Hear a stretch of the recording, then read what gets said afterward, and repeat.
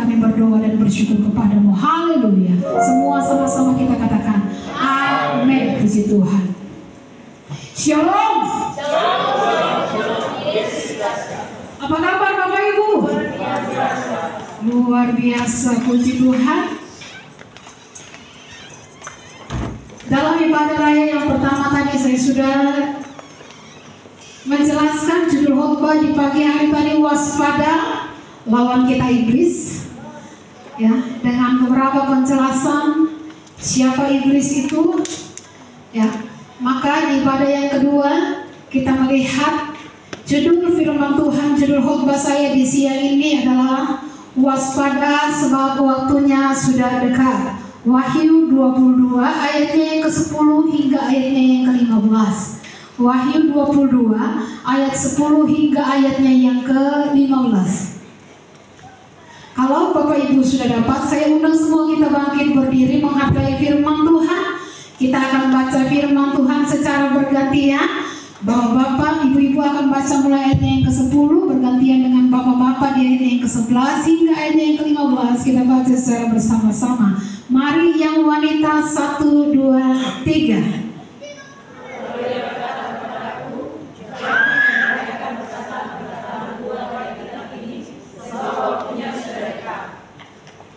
Siapa yang dia berbuat jahat, karena siapa yang cemar biarlah ia terus cemar, karena siapa yang benar biarlah ia terus siapa yang kudus biarlah ia terus. Sesungguhnya aku datang segera, dan aku membawa aku untuk membalaskan kepada setiap orang menurut perbuatannya.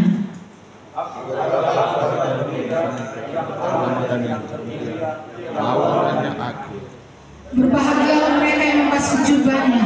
Mereka akan memperoleh hak atas pohon-pohon kehidupan dan masuk melalui pintu-pintu gerbang ke dalam kota itu. Sama-sama. Tetapi anjing-anjing dan tukang-tukang sihir, orang-orang sundal, orang-orang pembunuh, penyembah-penyembah berhala, dan setiap orang yang mencintai dusta dan yang melakukannya tinggal di luar. Amin. Itu firman Tuhan. Bapak Ibu dipersilakan duduk kembali. Kita melihat di ayatnya yang ke-10, lalu ia berkata kepadaku. Yohanes, penulis kitab Wahyu ini, diberitahukan oleh seseorang dari kekekalan, dari surga. Bunyinya begini, jangan memeteraikan perkataan nubuatan ini. Kenapa? Karena waktunya sudah singkat. Jangan memeteraikan, jangan tutupi perkataan nubuatan kitab ini, sebab waktunya sudah dekat. Ini sangat bertentangan dengan, sangat kontras dengan apa yang Tuhan katakan kepada Daniel dalam Daniel 12 ayatnya yang keempat. Daniel 12 ayatnya yang keempat.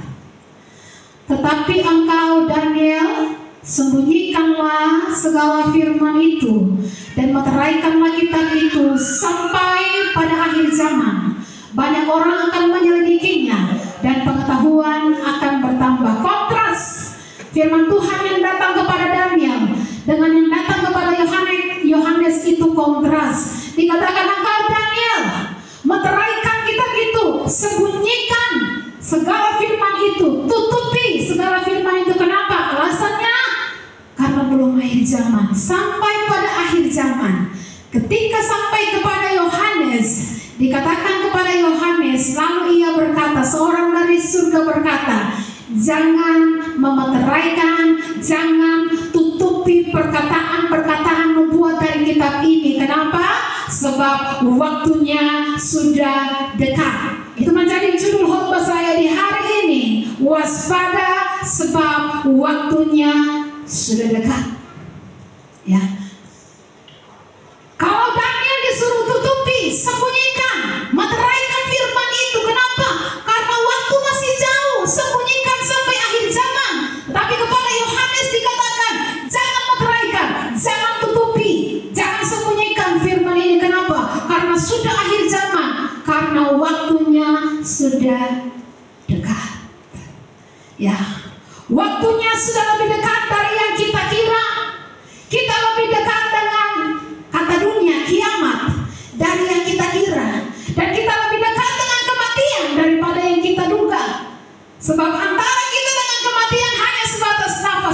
berakhir, kita tidak tahu kapan. Dan tidak ada seorang pun yang tahu. Bahkan orang pintar paranormal pun mereka mungkin bisa meramal masa depan orang lain, tapi kematian mereka sendiri mereka tidak tahu kapan. Ya, bahkan usia pun tidak jaminan. Yang muda bisa mati kapan saja. Bahkan di rumah sakit, yang satunya yang ditunggu untuk mati ini bapak tua, bapak yang sudah sangat tua, anaknya yang masih muda tunggu, karena sudah dokter bilang sudah tidak bisa tertolong. Tunggu. Dengar kabar, bukan bapak yang mati, anak yang tunggu yang mati. Ya. Nah, karena itu usia tidak jadi jaminan. Yang muda bisa mati kapan saja. Dan ini bukan untuk menakut-nakuti kita, ini fakta kehidupan. Ya, Alkitab menubuatkan dalam perjanjian lama bahwa kalau kita lihat dari sejarah dunia, ya, Alkitab menubuatkan dalam perjanjian lama bahwa Israel akan menjadi sebuah negara, ya, setelah mereka tercerai-berai ke bangsa-bangsa. Kita tahu bahwa Israel dijadikan budak oleh berbagai bangsa dan ditawan, diserang oleh berbagai bangsa. Apakah itu Roma, Babel, ya, bangsa Asyur, jajah mereka. Setelah itu Babilonia, Babel, yang sekarang Iran. Lalu setelah itu mereka tersebar kemana-mana, karena saya pernah jelaskan itulah cara menyerang orang Babel. Mereka sebarkan jajahan mereka ke semua bangsa. Nah, tahun 1948 dengan bantuan Inggris, Israel berdiri kembali menjadi sebuah negara. Itu mustahil, tetapi itu terjadi karena firman Tuhan pasti tergenapi. Pernahkah saudara berpikir waktu ini sudah sangat cepat berputar? Tahun kemarin baru Natal, atau semua Natal ulang, betul? Ya, tahun kemarin kita baru menyanyi Merry Christmas. Sekarang atau semua menyanyi Feliz Navidad. Ya, baru saja. Sehari tetap 24 jam, tetap sama seperti yang dulu. Tapi sadarkah kita bahwa perputaran waktu begitu cepat? 24 jam yang dulu beda dengan 24 jam yang sekarang. Singkat. Kalau kita sadar waktu begitu cepat, waktu dipersingkat, kita tidak akan jadi orang pengangguran. Kalau kita sadar waktu begitu cepat dan sedang dipersingkat, kita tidak akan buang-buang waktu, gabut, gak tahu mau bikin apa. Ya, kita akan manfaatkan waktu sebisa mungkin. Kalau imanmu sehat, engkau akan produktif bagi Kristus dan waktu akan terasa begitu cepat bagi engkau. Itu kalau imanmu sehat. Orang yang imannya sehat, dia tidak akan diam, dia akan produktif bagi kerajaan Allah. Ya. Nah, saudara, waktu sedang dipersingkat, saudara lihat perang yang terjadi. Lihat Israel dan Palestina sedang bergejolak. Saya tidak lihat dari sisi mana-mananya, siapa yang benar, siapa yang salah, siapa yang layak didukung, siapa yang tidak layak didukung. Karena Tuhan mati bagi semua bangsa, termasuk Palestina, ya, termasuk Israel, walaupun di sana Kristennya sedikit, termasuk Rusia, Ukraina. Tuhan mati bagi semua bangsa, bagi semua orang. Meski demikian harus diingat bahwa Israel yang adalah keturunan Abraham adalah jam bimbing sejarah dunia. Ya, sebab perang dunia ketiga akan dipicu dari Israel, kata firman Tuhan. Kalau perang dunia pertama dipicu dari Eropa. Kemudian perang dunia kedua, tentunya kita tahu Hitler, Jerman. Lalu Italia, di sebelah timur ada Jepang. Lalu kemudian di sebelah barat Prancis dan Inggris, dan akhirnya oleh Amerika dan bom atomnya itu selesai di Hiroshima dan Nagasaki. Ya. Nah, perang dunia ketiga akan dipicu dari Timur Tengah, dan kemudian pada akhirnya Wahyu menubuatkan, kitab Wahyu menubuatkan semua bangsa akan bangkit menyerang Israel. Alkitab mengatakan Yesus telah memperingatkan apabila kamu mendengar desas-desus perang, bangsa bangkit melawan bangsa, kerajaan melawan kerajaan, ketahuilah sudah dekat hari Tuhan, tapi belum tiba akhirnya. Jadi lihat, ketika Israel Timur Tengah bergejolak, lihat, jadi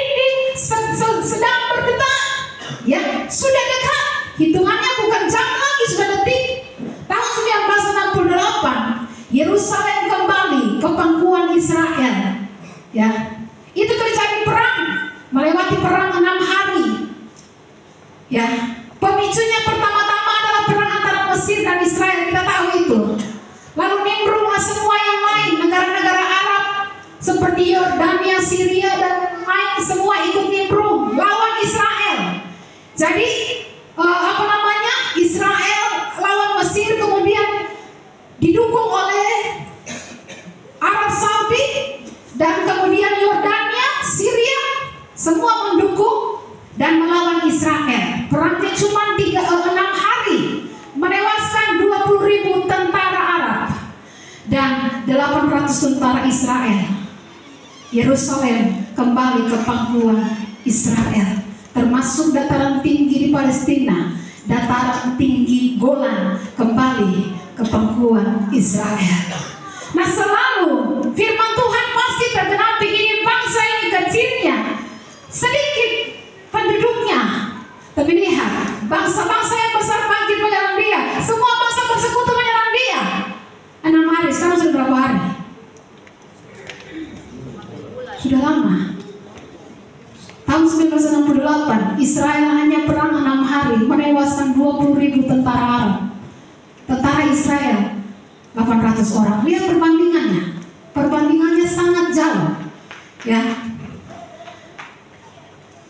Bahkan ketika saya siapkan firman Tuhan tadi pagi tentang bagaimana peperangan di surga antara Mikael dan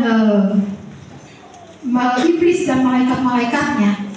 Ya, waktu saya siapkan, lalu saya lihat berbagai sumber, tiba-tiba ada yang muncul. Ya, karena saya pelajari tentang Mikael, pemimpin malaikat di surga, lalu saya lihat ini malaikat yang membantu Israel. Apa lagi ya? Ini malaikat yang membantu Israel dalam peperangan. Memang kalau diceritakan dalam Alkitab di Perjanjian Lama, ketika Amalek maju berperang mengepung Israel, Yehuda pada waktu itu yang dipimpin oleh Raja Yosafat. Yehuda dikepung oleh Amalek, kemudian bangsa-bangsa dari pegunungan Seir, Amon dan Moab mengepung bangsa Yehuda yang sangat kecil dan berpenduduk sedikit. Yosafat mau mati rasanya. Tetapi kemudian kita tahu bahwa Tuhan perintahkan taruh barisan pemuji di depan, ya orang bersenjata di belakang. Dan mereka, orang-orang pemuji itu harus menyanyikan pujian bagi Tuhan, bahwasanya Tuhan baik untuk selama-lamanya kasih setianya. Mereka tampil berperang dengan nyanyian, dan seketika itu juga perang dilakukan tanpa Israel berperang. Siapa yang maju? Malaikat Mikael, pemimpin malaikat, dan semua malaikat-malaikat maju berperang untuk Israel. Apa dalam firman Tuhan sudah kita baca Daniel, ya. Nah, karena itu Bapak Ibu yang dikasihi oleh Tuhan, Israel menjadi jam dinding sejarah dunia, di mana Tuhan katakan bahwa kalau engkau melihat tunas pohon zaitun mulai bertunas, ketahuilah sudah semakin dekat dengan kedatangan Tuhan. Kalau kita melihat nubuatan dalam Alkitab, bagaimana Yerusalem akan kembali kepada keturunan Abraham, kita harus mengerti kata firman Tuhan bahwa waktunya sudah semakin dekat. Nah, ini dilihat dari sejarah dunia. Belum lagi kalau kita secara pribadi, kita rasakan dengan Tuhan, kita rasakan waktu Tuhan. Waktu kita dalam penyembahan, kita rasakan waktu Tuhan. Bahkan waktu kita duduk lagi masak, lagi bekerja, kita rasakan waktu Tuhan. Jam dindingnya Tuhan terus berbunyi, tik tok, tik tok, bukan lagi jam, tapi detik, tik tok, tik tok. Saya nggak bilang begini untuk saudara memprediksi kapan Tuhan datang, sebab bukan itu yang Tuhan perintahkan. Yang Tuhan perintahkan adalah berjaga-jaga, waspada. Jadi jangan sok tahu, jangan merasa lebih pandai dari Tuhan, sebab Tuhan mengajari kita untuk jangan sok tahu. Bahkan Tuhan sendiri yang Maha Tahu, Dia berkata, anak tidak tahu, aku tidak tahu kapan waktunya, hanya Bapa di surga yang tahu. Padahal Dia Maha Tahu. Makanya jangan percaya orang yang merasa dirinya lebih pandai dari Tuhan dan berkata tanggal sekian Tuhan datang, tanggal sekian Tuhan datang. Jangan percaya, ya. Sebab yang Tuhan katakan, kamu harus waspada. Percayalah kepada apa yang Tuhan katakan, berjaga-jaga dan waspada. Waktunya segera tiba. Ya.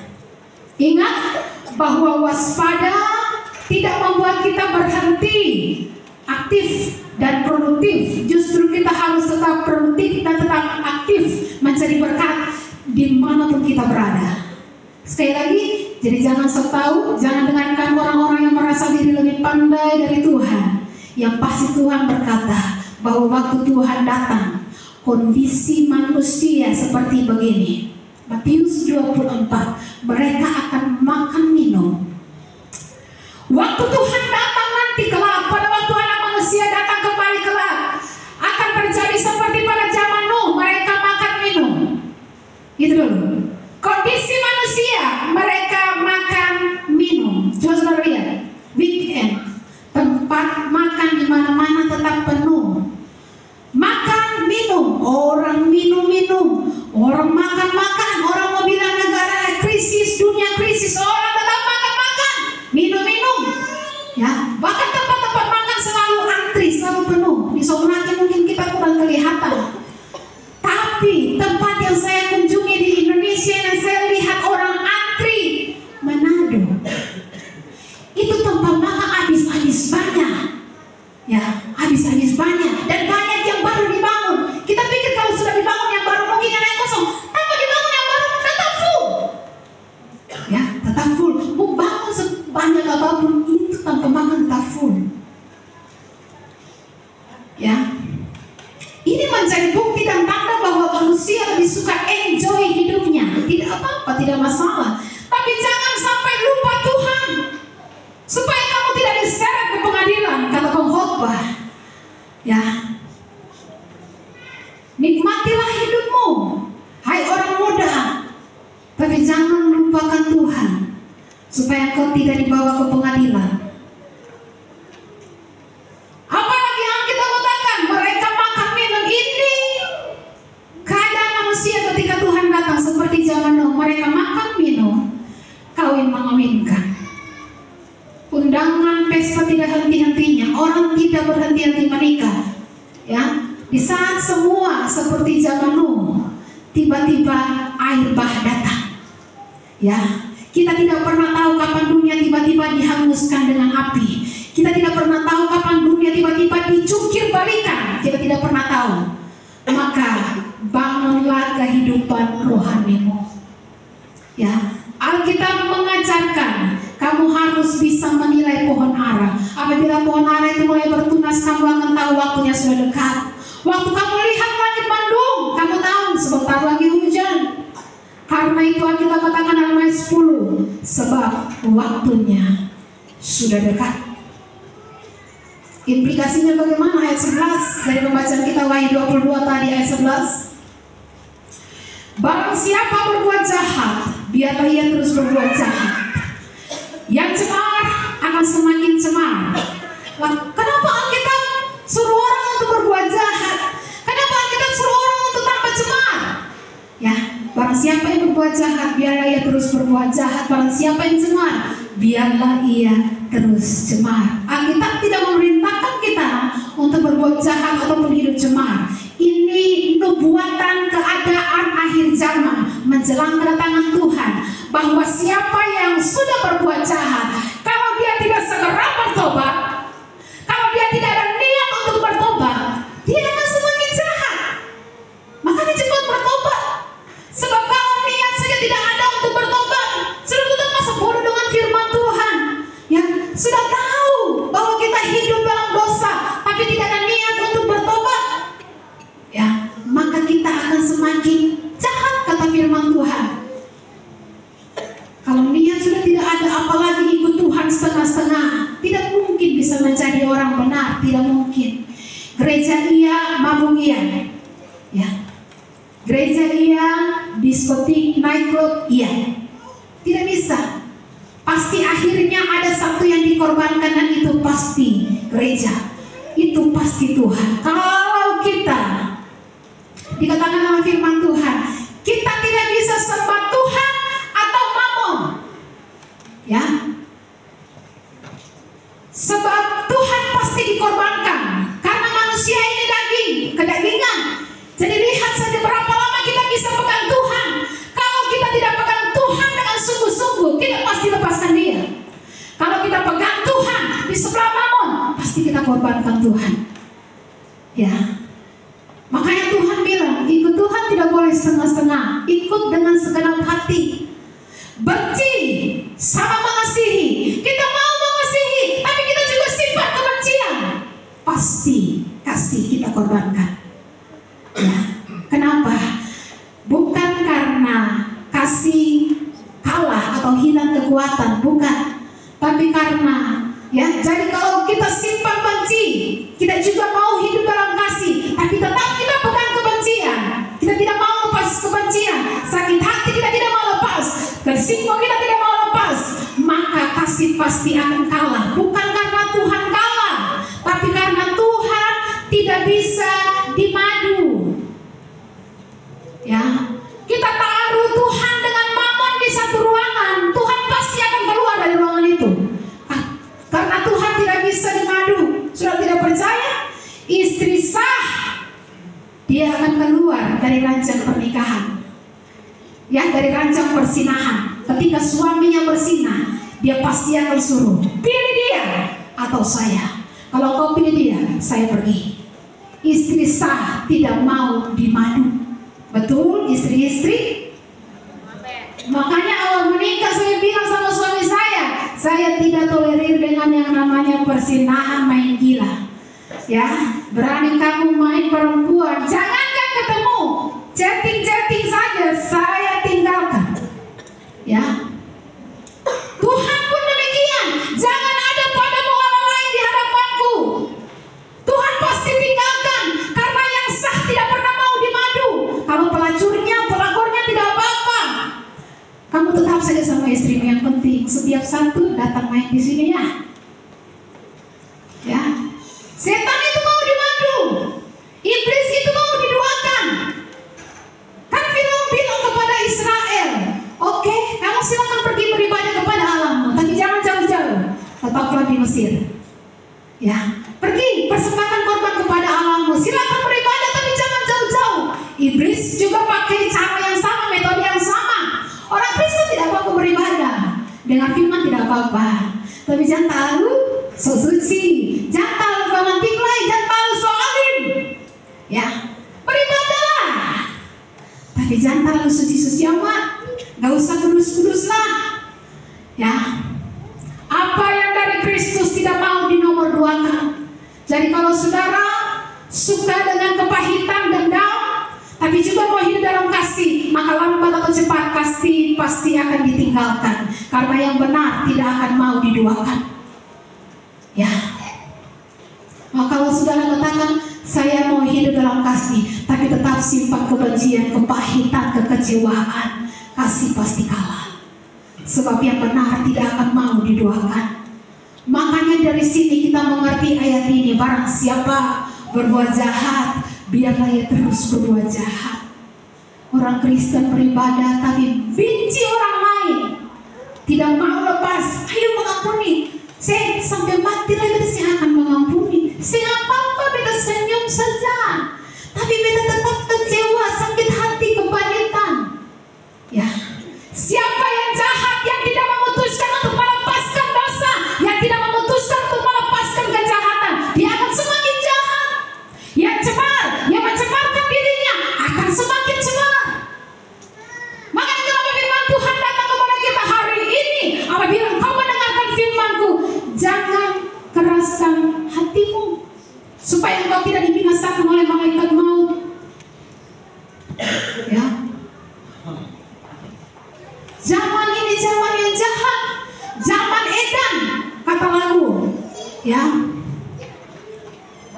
ada suami istri yang selingkuh, lalu suaminya yang buka pembicaraan, Ibu Pendeta, istri saya selingkuh. Begitu ditanya istrinya, istri bilang, saya cuma tamangsa. Ya, tamangsa Ibu Pendeta, tapi dia terlalu cemburu. Tamangsa, TTM, teman tapi mesra. Mana ada teman tapi mesra? Mana ada mesra tidak berakhir di ranjang? Ya, dunia semakin gila, dunia semakin jahat. Ya, makanya dunia mulai, wajar lah, TTM itu wajar, teman tapi mesra itu wajar. Zaman sekarang remaja, anak muda pacaran, ya,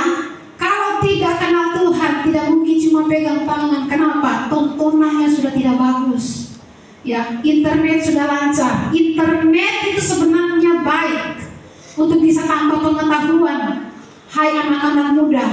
Tapi ada buruknya juga, karena bebas mengakses setiap akses porno dan sebagainya. Tergantung siapa yang pakai.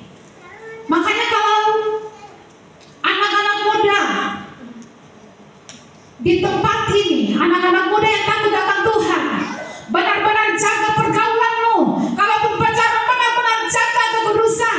Kalaupun engkau dibilang fanatik lu, soalin lu, ya, tidak apa-apa dibilang soalin, fanatik dan sebagainya. Karena kalau kita tidak fanatik, tidak bisa suci. Percayalah, kalau engkau kompromi, pasti engkau akan jatuh. Makanya kita bilang siapa yang jahat akan semakin jahat.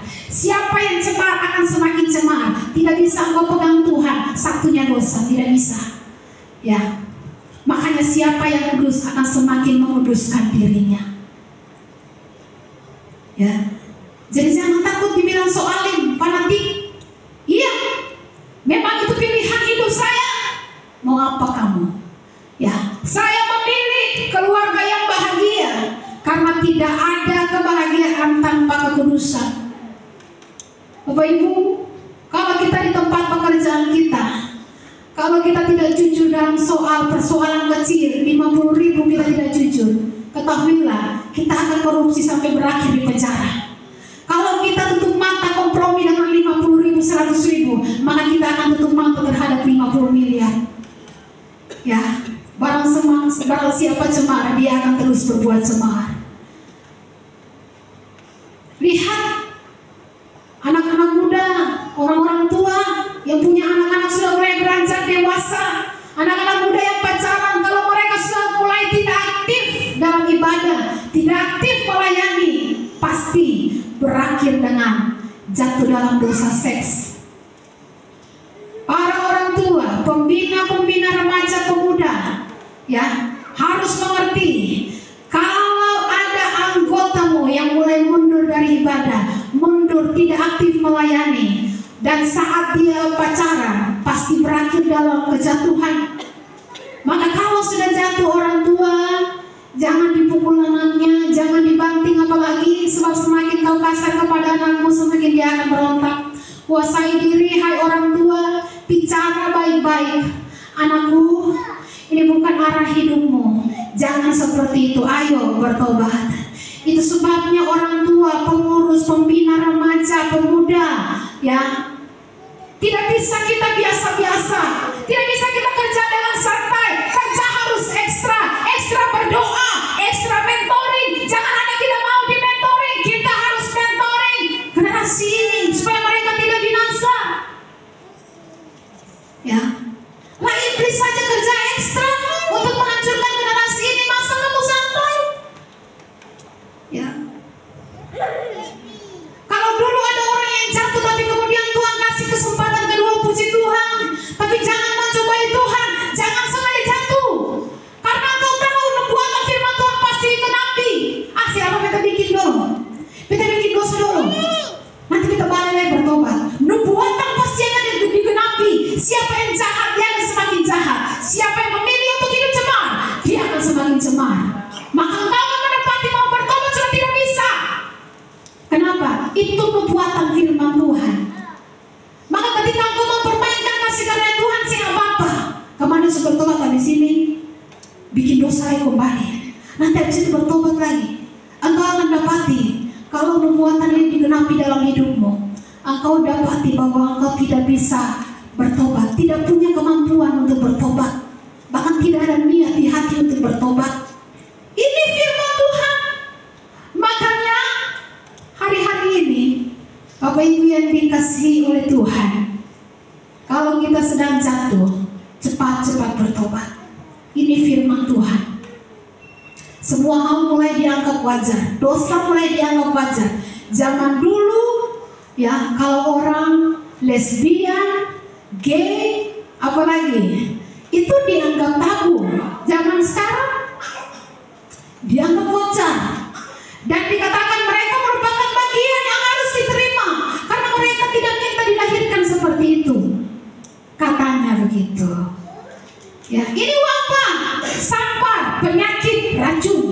Ya, akhirnya kita lihat itu mulai jadi biasa dan itu diterima dunia. Di zaman dunia semakin cemar, orang Kristen harus radikal sama Tuhan. Tidak ada yang namanya tengah-tengah. Ya, tidak ada yang namanya Tuhan dan setan tinggal di satu rumah. Saudara tidak bisa kurung Tuhan, saudara tidak bisa undang Tuhan masuk dalam hidupmu sementara kamu masih hidup dalam dosa. Tuhan dan setan tidak bisa tinggal satu rumah. Ya. Sadarkah kita kenapa kita harus sungguh-sungguh sama Tuhan? Sebab bukan karena kita yang jaga iman kita, tetapi iman kita yang menjaga kita. Bukan kita yang jaga kekudusan, tapi kekudusan itulah yang menjaga rumah tangga, karirmu. Kekudusan itulah yang menjaga anak-anakmu. Kita tidak bisa menjaga hubungan kita dengan Tuhan. Hubungan kita dengan Tuhan itu yang menjaga kita. Makanya jangan pernah lepaskan hubungan kita dengan Tuhan. Wahyu 22 ayat 12. Sesungguhnya aku datang segera dan aku membawa upahku untuk membalaskan kepada setiap orang menurut perbuatannya. Kata sesungguhnya, terjemahan Inggrisnya behold. Lihatlah, aku datang segera. Lihat, waktu aku datang itu lihat seperti zaman Nuh. Manusia hanya sibuk makan, minum, kondangan, pesta. Ya, lihat pada waktu aku datang nanti manusia tidak peduli dengan firman Tuhan. Mau ibadah apa itu manusia tidak peduli. Mau lakukan firman Tuhan atau tidak, manusia hanya sibuk dengan makan, minum, pesta. Yang penting enjoy. Mau lakukan firman Tuhan, mau beritakan Injil, buat apa? Mau produktif bagi kerajaan surga, bukan tugas saya. Ya, manusia hanya sibuk makan, minum, kawin, mengawinkan. Ya, jadi saat semua orang tidak menyadari, semua berjalan normal, weekend demi weekend berlalu, tiba-tiba Tuhan datang. Ketika semua orang anggap Tuhan belum datang, tidak apa-apa, santai-santai saja.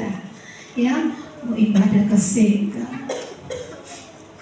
mau menginjil ke Sengka, mau ceritakan tentang Tuhan ke Sengka, mau berdoa ke Sengka, ya, mau melayani ke Sengka, tidak ada masalah. Semua berjalan normal. Tiba-tiba aku datang, kata Tuhan, membawa upahku untuk membalaskan kepada setiap orang menurut perbuatannya. Upah di sini adalah upah perbuatan baik. Kita semua diselamatkan bukan karena perbuatan baik kita. Kita harus mengerti itu. Kita diselamatkan karena ketaatan Yesus di kayu salib. Jadi tidak ada sama sekali yang namanya bagian kita dalam keselamatan. Tidak ada. Keselamatan diberikan cuma-cuma, gratis, 100% lunas. Tapi ingat, keselamatan itu bukan barang obralan, bukan barang murahan. Keselamatan itu mahal harganya, karena mahal engkau tidak bisa beli itu. Makanya diberikan secara cuma-cuma. Hargai itu dengan benar. Ya. Tuhan tidak kasih kita keselamatan 90% dulu, nanti kita lihat. Kalau engkau tetap setia melayani, keselamatan itu fix jadi milikmu. Tidak. Tuhan kasih keselamatan, Tuhan kerjakan 100%. Tapi jangan lupa setiap orang yang diselamatkan, dia diselamatkan oleh tujuan, oleh Tuhan dengan tujuan untuk hidup dalam perbuatan baik. Tuhan menyelamatkan kita tujuannya untuk hidup dalam perbuatan baik. Untuk apa Tuhan menyelamatkan kita? Untuk nanti kita kembali lagi ke situ. Untuk apa Tuhan menyelamatkan kita dari jurang? Untuk setelah diselamatkan kita bawa sepeda motor kembali lagi ke jurang itu. Ya. Setiap orang diselamatkan tujuannya untuk melakukan perbuatan baik. Kita tidak diselamatkan untuk hidup suka hati. Kita tidak diselamatkan untuk berbuat jahat. Tidak ada orang yang diselamatkan untuk kembali ke kehidupan lamanya. Kita diberikan keselamatan cuma-cuma oleh Tuhan. Memang betul dosamu diampuni begitu saja. Ya, Tuhan sama sekali tidak menuntut. Buktikan dulu dirimu. Ya, tujuan dari penyelamatan pengorbananku adalah supaya engkau hidup dalam perbuatan baik. Hasil dari keselamatan kita adalah masuk surga, tapi tujuan dari keselamatan itu adalah menyelamatkan saudara-saudara kita, menjadi berkat, melakukan perbuatan baik, menghasilkan buah supaya orang lain melihat Kristus dalam hidup kita. Selamatkan jiwa-jiwa, hadirkan kerajaan surga bagi dunia, supaya dunia bisa kenal Tuhan melalui kamu. Ya, makanya Paulus berkata, asal aku masih hidup, tugasku adalah berbuah, memberitakan tentang Tuhan. Maka beberapa hari ini setiap kali saya bangun, ya, saya langsung duduk. Sebelum saya berdoa, saya selalu berpikir, kenapa Tuhan masih izinkan saya hidup hari ini? Pasti ada yang harus saya selesaikan. Pasti ada sesuatu yang belum saya lakukan. Pasti ada sesuatu yang perlu saya lakukan hari ini. Kalau kamu masih bangun, kalau kita masih bangun pagi ini, sadarilah ada sesuatu yang perlu kita lakukan. Sebab kita diselamatkan untuk melakukan perbuatan baik. Aku akan membawa upahku, kata Tuhan, untuk membalaskan setiap orang menurut perbuatannya. Padahal kita diselamatkan cuma-cuma. Kenapa Tuhan harus bawa upah? Tuhan itu luar biasa murah hati. Sudah kasih kita keselamatan dengan cuma-cuma, tapi kemudian Dia bawa upah kepada setiap kita.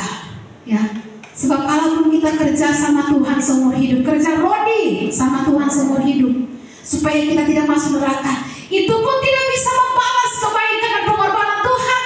Tapi lihat, Tuhan tidak pernah membiarkan kita kerja sia-sia. Alkitab katakan segala jerih payahmu dalam persekutuan dengan Tuhan tidak sia-sia. Ya, makanya kalau ada orang yang berkata pelayanan bikin beta stres, pelayanan bikin beta capek, ya, itu salah. Kalau orang berkata doa-doa bikin beta bosan, jenuh, itu salah. Kalau ada orang berkata ibadah apa-apa, melayani apa-apa, salah besar. Hei kacar, lupakan kau akan kulitmu. Ya. Kalau kita tanya ibadah apa-apa, kita lupa bahwa kita sudah diselamatkan oleh Tuhan. Kalau kita tanya melayani apa-apa, kita lupa bahwa Tuhan sudah berikan keselamatan cuma-cuma.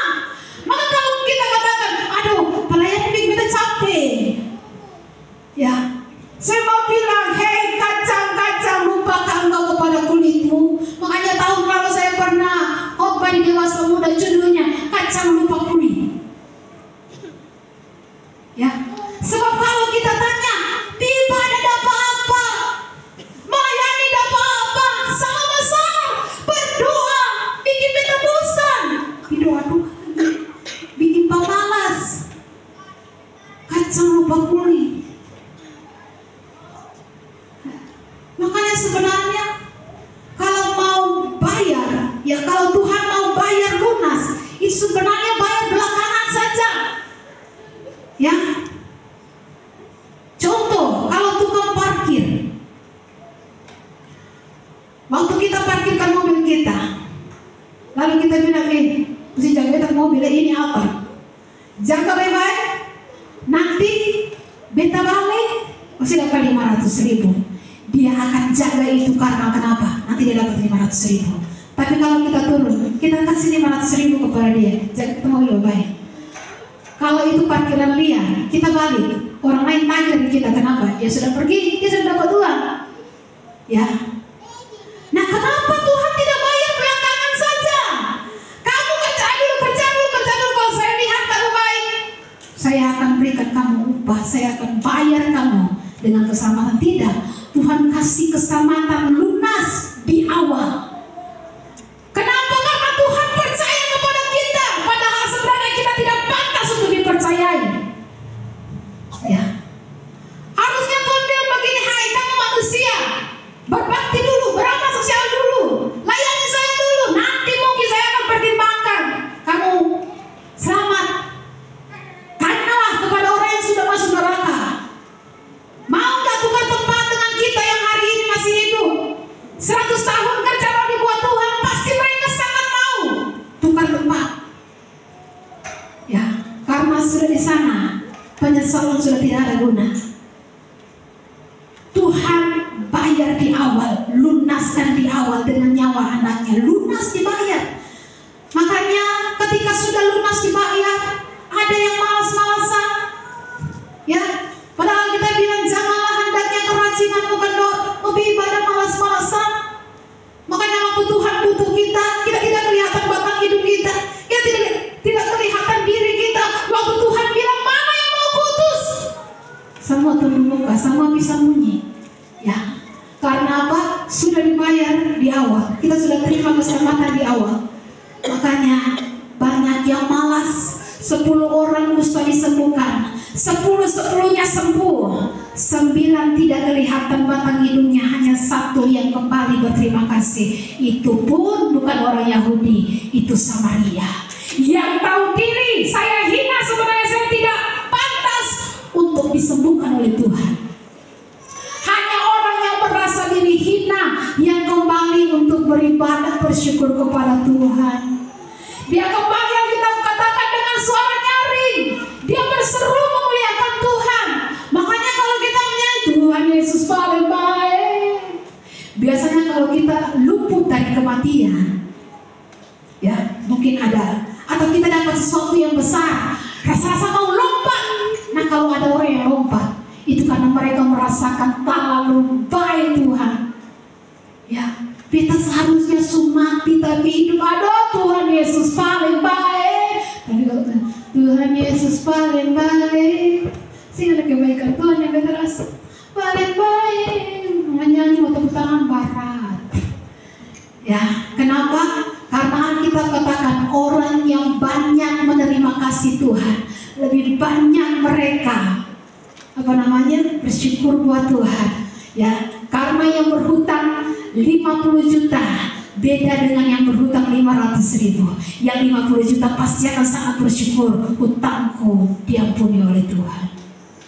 Ya, makanya kalau kita tak sadar akan kebaikan Tuhan, sudah terlalu banyak rasa-rasa mau lompat, rasa-rasa mau bersyukur buat Tuhan. Tuhan Yesus terlalu baik. Ya,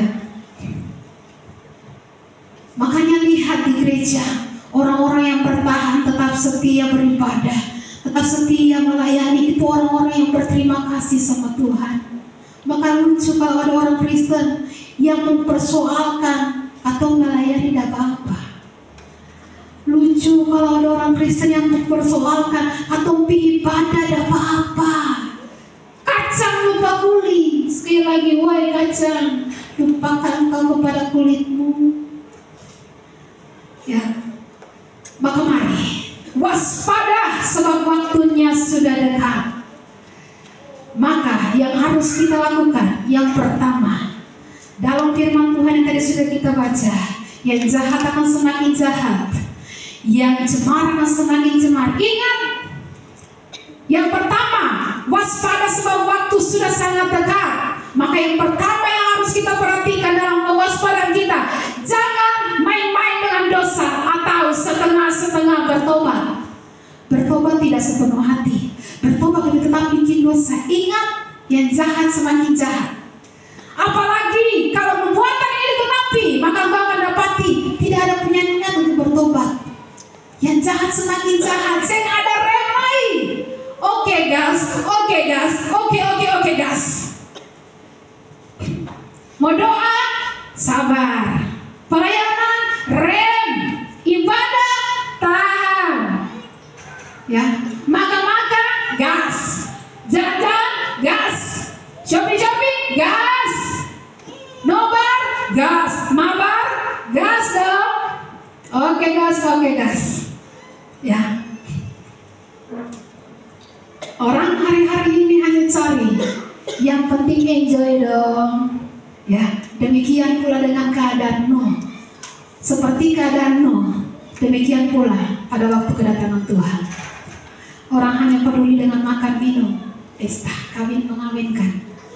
Ya, orang hanya peduli dengan kehidupan mereka. Mereka tidak mau peduli, mau beritakan Injil, mau produktif untuk kerajaan surga, mau berfungsi untuk kerajaan surga, tidak peduli. Yang penting makan minum, enjoy. Ya. Jangan setengah-setengah bertobat. Cari Tuhan, datang kepada Tuhan dengan segenap hati. Cepat bangkit saat engkau jatuh. Ingat, ikan itu habitatnya di air. Saudara angkat dia keluar dari air, dia pasti akan menggelepar, gelisah, dan dia akan mati kalau tidak segera kembali ke air. Ya, maka kita orang benar, habitat kita adalah kebenaran, kekudusan. Waktu kita jatuh dalam dosa, cepat-cepat bertobat. Ya, sebab kalau tidak, kita akan mati di situ. Ya, kita akan mati. Kalau kita tidak cepat bangkit minta ampun, hidup lagi dalam kebenaran, kita akan mati dalam dosa. Makanya Alkitab katakan, kalau engkau marah, jangan sampai apa? Matahari terbenam. Sebab siapa yang marah, dia akan semakin marah, dia akan semakin hidup dalam dosa. Ya, ini bukan saran untuk kita berbuat dosa ya. Pendeta, bagaimana kalau saya marah pas matahari terbenam, pas malam saya marah? Kan jangan matahari terbenam. Oke. Kalau saudara marah saat matahari sudah terbenam, selesaikan sebelum mati lampu. Selesaikan sebelum kau tidur. Jangan tidur dan marah-marah. Ya, selesaikan, bereskan. Jangan tidur dengan kemarahan. Langsung selesaikan. Siapa tahu kau tidur tidak bangun lagi. Langsung selesaikan. Ingat tadi di pagi hari saya jelaskan tentang iblis. Iblis itu dari bahasa asli diabolos, artinya pemecah belah, menyebabkan perselisihan. Saudara, kalau kita marah dengan teman kita, dengan sesama kita, yang terjadi adalah kita akan jadi toksik. Kalau kita punya dendam di hati ini, kita akan pergi ke satu, tahu ke sini. Pilih satu baik, tahu ke sini. Saudara tahu aktivitas iblis setiap hari menurut namanya diabolos, artinya menyebabkan perselisihan. Kalau kau pilih satu bilang tahu ke sini, datang di satu lagi tahu ke sini. Dong itu tuh. Pilih satu lagi tahu ke sini, dong itu tuh. Menyebabkan perselisihan itu arti nama diabolos atau iblis. Ya, pemecah belah, menyebabkan perselisihan. Maka kalau kau marah, jangan sampai matahari terbenam. Ya, suami istri, jangan sampai tidur dengan marah. Kalau engkau tidak bangun lagi, engkau berakhir dalam neraka. Pastikan engkau selesaikan. Yang kedua, kalau yang pertama waspada, waktu singkat. Ya, waktunya sudah dekat, maka jangan main-main dengan dosa. Segera bertobat. Ya, sebab orang yang setengah-setengah bertobat, yang main-main dalam dosa akan semakin jahat. Yang kedua, waktu singkat. Karena itu, gunakanlah waktu sebaik-baiknya. Ketika perkawinan di Kana, di situ dijelaskan tentang Yesus. Dia pasal 2 dari Yohanes. Yohanes 2 ayatnya yang pertama. Coba mau ditampilkan itu. Yohanes pada pasal yang kedua ayat yang pertama. Pada hari ketiga ada perkawinan di Kana yang di Galilea, dan ibu Yesus ada di situ. Nanti masuk ayat berikut, Yesus dan murid-muridnya juga ada di pesta itu, datang ke pesta itu. Nah, pada hari yang ketiga, coba balik ke ayat pertama. Pada hari ketiga, kemarin saya jelaskan di ibadah WBI. Hari ketiga ini terhitung sejak kapan? Apakah hari ketiga perkawinan ataukah hari ketiga Senin, Selasa, Rabu? Ya, hari ketiga pelayanan Yesus. Karena Yohanes mencatat dari pasal pertama, kita lihat pasal pertama ayat 35. Yohanes 1:35. Pada keesokan harinya Yohanes berdiri, itu hari pertama. Yohanes 1 ayat 43.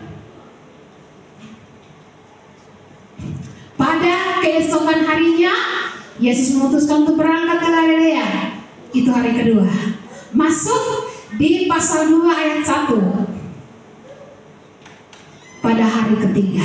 Jadi hari ketiga ini apa? Pelayanan Yesus. Pada hari ketiga. Berarti Yohanes berdasarkan keterangan waktu yang dia berikan, Yohanes sementara fokus kepada kegiatan Yesus, dia fokus kepada pelayanan tindakan Yesus.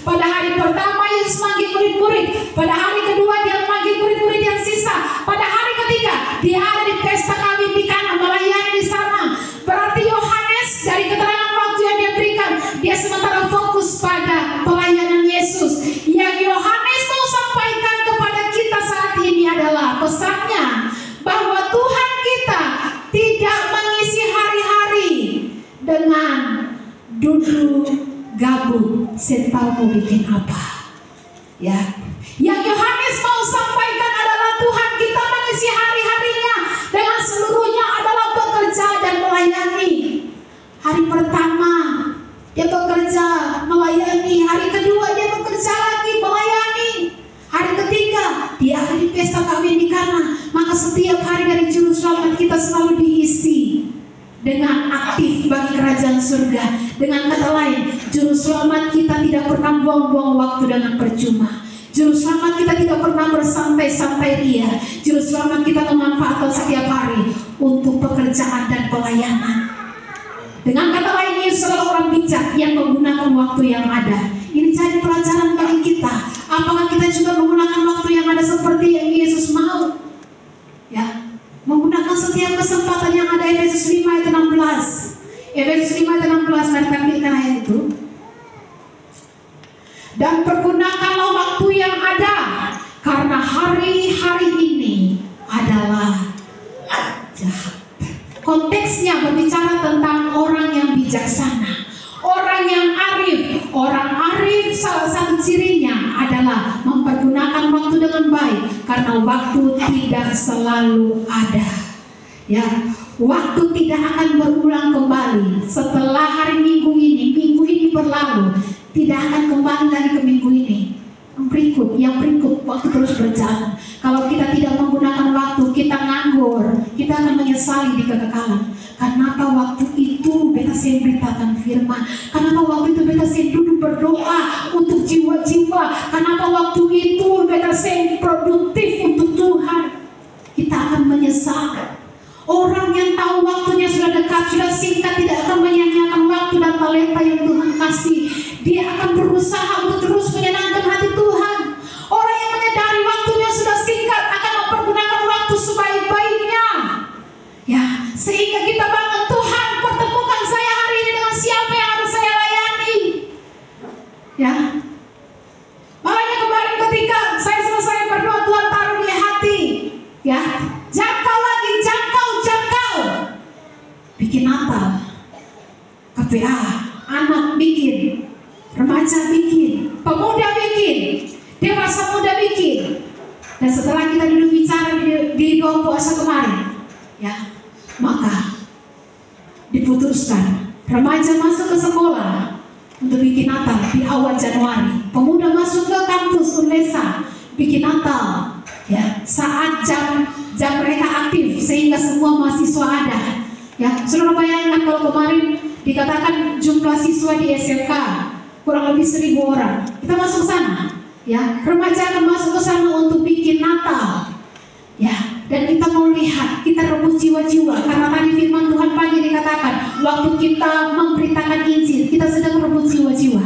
Kita rampas jiwa-jiwa dari kegelapan. Ketika iblis sibuk menyerang kita, kita sibuk merampas jiwa-jiwanya untuk datang kepada Tuhan. Ya, maka waktu saya putuskan itu, saya pikir, aduh, jangan-jangan nanti dong bilang, jangan-jangan aduh dana dan sebagainya, jangan-jangan. Kemarin waktu rapat, lalu mulai pikir dana, saya bilang, bukankah kalian pemegang brankas kerajaan surga? Hitung berapa yang kalian butuhkan, duduk berdoa, minta dari Tuhan. Apa yang terlalu sulit buat Tuhan? Ya, kalau 1.000 orang bikin kue, bagikan kepada mereka, firman Tuhan sampai. Lalu setelah firman Tuhan pergi, lalu kemudian kita bawa terus mereka dalam doa. Ya, begitu pula di Unesa, semua mahasiswa di sana beritakan firman Tuhan. Jangan tunda, sudah, nanti tahun depan saja. Tuhan bilang, siapa tahu ini Natal terakhir. Siapa tahu ini Natal terakhir, sehingga ada lagi Natal tahun depan. Mungkin di tahun depan sebelum Natal Tuhan sudah datang. Siapa tahu ini Natal terakhir. Jangan tunda bergerak, karena Tuhan kita bukan Tuhan yang diam. Tuhan kita Tuhan yang bergerak. Kalau kita diam, kita tidak ada dalam pergerakannya. Mari bergerak bersama-sama dengan Tuhan. Jangan pikir apa yang susah. Kemarin waktu saya bicara dengan KPA, dengan pengurus KPA, lalu saya bilang, takutnya, lalu saya sendiri sadar, oh iya ya, saya perlu takut. Ya, semua yang ditakutkan nanti dong tolak, atau nanti kan ada kan yang nanti Natalnya itu harus setelah Wah, di atas tangga sekian. Ya, oh tidak ada yang perlu ditakutkan. Kalau Tuhan di depan, Dia penerobos. Dia sanggup menerobosi segala sesuatu. Amin. Saya bilang dewasa muda, turun ke pasar atau akan ke lapas. Ya, kita bangun di sana, bawa itu speaker yang besar. Maka suami saya bilang gereja harus punya speaker aktif itu, supaya kita kemana-mana pasang di situ. Kita bikin ibadah saja, atau di Tanimbar Raya sana. Setiap orang yang lewat kan pasti dengar. Ya, bikin di sana, ataukah di lapas. Ada ratusan orang di sana, bikinlah. Ya, jangan tunda-tunda waktu. Kita kejar-kejaran dengan iblis. Iblis giat, kita harus lebih giat dari iblis. Amin. Iblis giat membinasakan jiwa-jiwa anak-anak, remaja. Iblis giat-giat lewat media. Iblis binasakan mereka, iblis hancurkan mereka. Kita giat-giatnya memberitakan firman Tuhan, dan kita percaya Tuhan turut bekerja bersama-sama dengan setiap orang yang mengasihi Dia. Kita percaya kalau Tuhan berjalan depan kita, tidak ada yang perlu ditakutkan. Tujuannya supaya banyak jiwa dimenangkan. Ya, semua bergerak karena waktu singkat. Tuhan kita tidak duduk nganggur, Dia bergerak. Makanya waktu kita bekerja, cepat-cepat, selesaikan cepat, karena saya harus duduk berdoa untuk jiwa yang tadi saya sudah sampaikan firman Tuhan. Saya harus duduk berdoa untuk itu. Bapak Ibu polisi di Polres sana yang telah mendengarkan firman Tuhan harus berjaga-jaga atas jiwa mereka. Tuhan tolong ampuni mereka, biar belas kasihan Tuhan tercurah bagi mereka. Selamatkan mereka. Minta Roh Kudus tuntun mereka dalam seluruh kebenaran, karena itu fungsi Roh Kudus, menuntun orang dalam seluruh kebenaran. Di lapas ketika kita sudah selesai sampaikan firman Tuhan, berdoa berjaga-jaga atas jiwa mereka, karena iblis pun serang mereka. Tapi berjaga-jaga Tuhan, kami minta perlindungan darah dan roh Allah untuk setiap jiwa-jiwa yang telah mendengarkan firman Tuhan.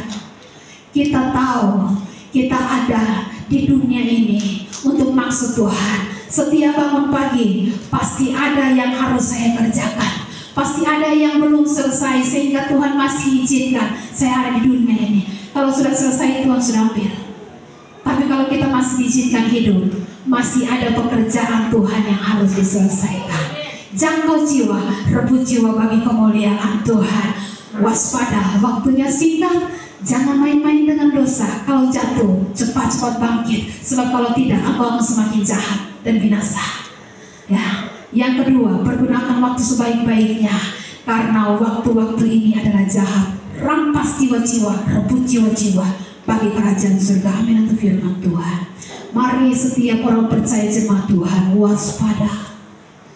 Alkitab katakan, firman Tuhan, seseorang dari surga, yaitu Tuhan sendiri berkata kepada Yohanes, jangan meteraikan perkataan firman Tuhan ini.